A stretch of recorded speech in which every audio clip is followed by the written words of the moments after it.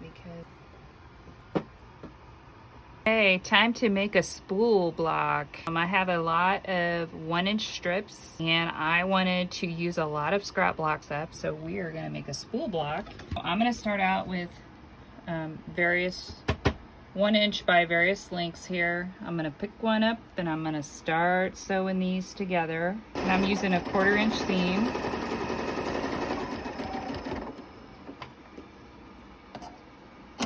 Roughly how long are your strips?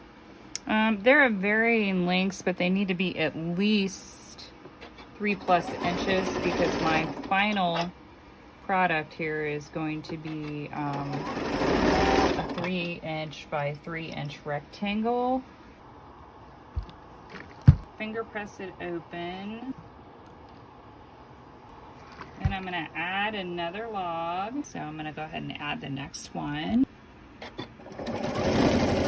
Now we're gonna trim this, trim it even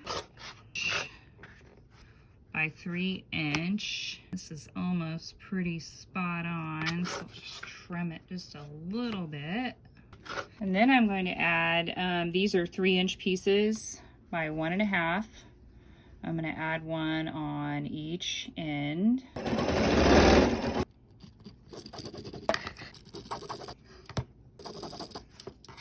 Okay, so we marked these corner to corner. This piece here is going to be the top and the bottom of the spool block. This is a 1.5 by 5-inch piece. We're going to snowball these corners, so you'll have one on each end here. Chain piece those in there. Remember, these are scraps, so they don't all have to be the same. I'm going to go ahead and do the rest, the other side. Okay, then we're going to trim this a 1/4 inch from the sewn line. And here's the bottom of the spool block. We're going to press. Okay, so both of these pieces are going to go out to the white. We usually press to the dark, but this has a lot of seam, so we're gonna go away from the seam to have less bulk. And then my top and bottom, I'm gonna press towards the dark. You see, we've got what's shaping up to be a block here.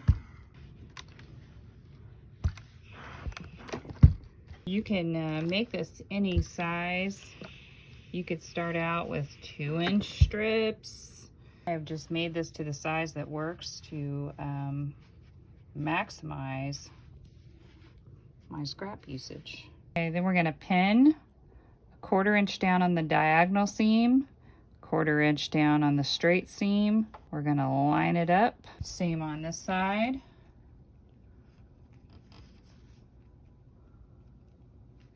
Sometimes I have to try this more than once to get it to where I want it to be.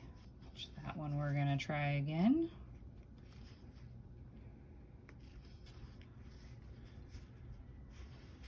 Okay, and then I'm gonna go flip it around, sew, even that up.